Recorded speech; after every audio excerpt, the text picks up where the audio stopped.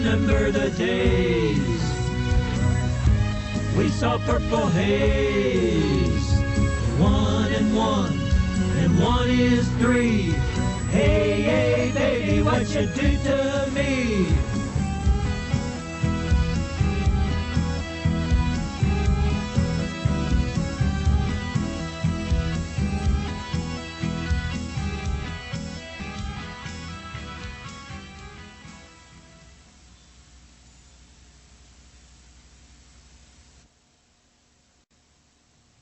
Good evening, and welcome to Louisville Late Night.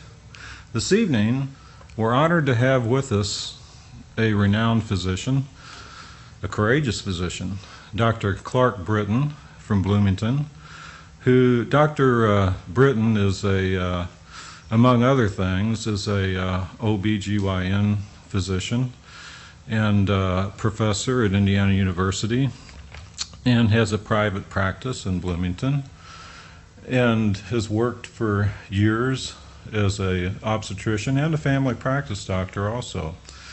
He most recently became involved in politics in a sense, or actually he became involved in asserting his responsibilities as a person and taking that into politics, so to speak, and ran for a state legislature, Indiana state legislature.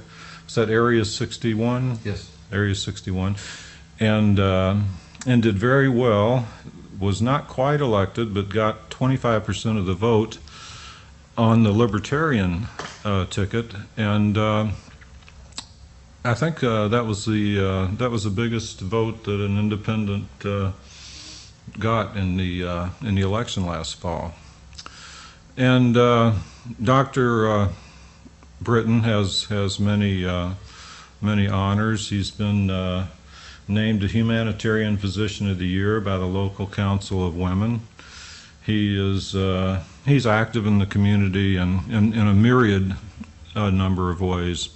But I'm not going to talk about that. I want to talk with Dr. Brittain right now and give you a chance to get to know him. Dr. Brittain, welcome to Louisville, and welcome to Louisville Late Night. I'm glad that you happened to be called to town for a meeting so that we would have a chance to chat a little bit.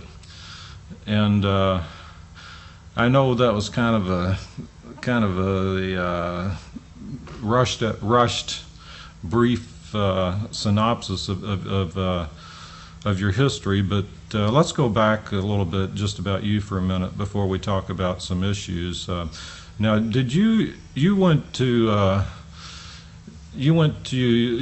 college out west and graduated and went on to medical school in Iowa, and then from there you went into family practice? Is that right? Right. I was a National Health Services Corps doctor, a little town on the prairie in eastern Colorado named Akron, like Akron, Ohio.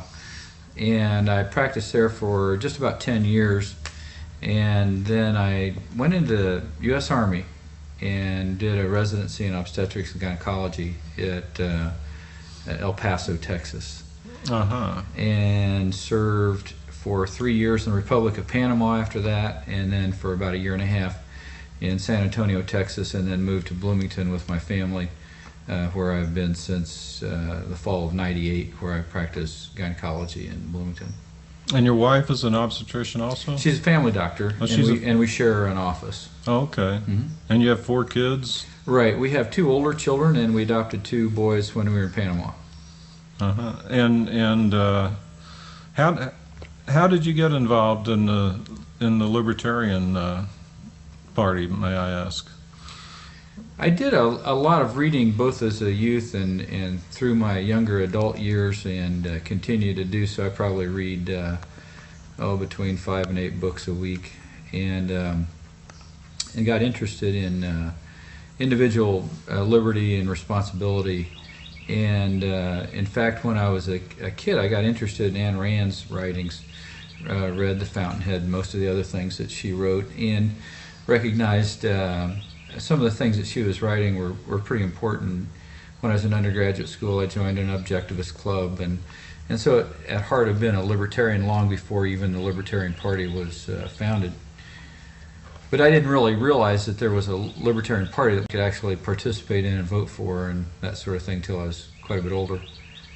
And had always had fairly conservative fiscal values. I grew up on a farm where I was responsible for a lot of the work, and we were quite poor and had to make do with what we had, and had to be creative and clever and resourceful.